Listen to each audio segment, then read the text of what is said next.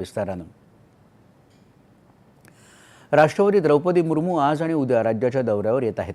मुंबईत लोकभवन इथं पीडी हिंदुजा रुग्णालयातर्फे आयोजित जीवनरक्षण आणि निरोगी भारत निर्माण या देशव्यापी मोहिमेचं उद्घाटन आज राष्ट्रपती करणार आहेत, तर उद्या त्या बुलढाणा जिल्ह्यातल्या शेगावला भेट देतील। राष्ट्रपती शेगाव इथं केंद्रीय आयुष मंत्रालयानं आयोजित केलेल्या राष्ट्रीय आरोग्य मेळा 2026चं उद्घाटन करणार आहेत। संत गजानन महाराज संस्थानच्या 20व्या मैदानावर होणाऱ्या या उद्घाटन समारंभात राज्यपाल आचार्य देवव्रत, केंद्रीय आयुष मंत्री प्रतापराव जाधव आणि इतर अनेक मान्यवर उपस्थित असतील। हा मेळावा अखिल भारतीय आयुर्वेदिक काँग्रेसच्या सहकार्यानं उद्यापासून 28 फेब्रुवारीपर्यंत 4 दिवस होणार आहे।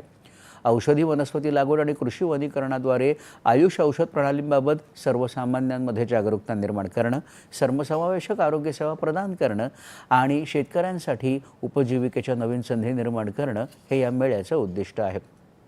या संपूर्ण मेळ्यात नागरिकांना आयुर्वेद, योग आणि निसर्गोपचार, युनानी, सिद्ध, सोवा रिगपा, होमिओपॅथी आणि इतर पारंपरिक आरोग्य सेवा शाखांसह विविध आयुष प्रणालींमार्फत मोफत आरोग्य तपासणी, वैद्यकीय सल्ला आणि औषधं घेण्याची संधी मिळेल। या कार्यक्रमासोबतच राष्ट्रपती उद्या नागपूर इथं ब्रह्मकुमारीद्वारे आयोजित एकता आणि विश्वासाच्या माध्यमातून महाराष्ट्राला सुवर्णकाळ या राज्यस्तरीय उद्घाटन समारंभाला उपस्थित राहतील।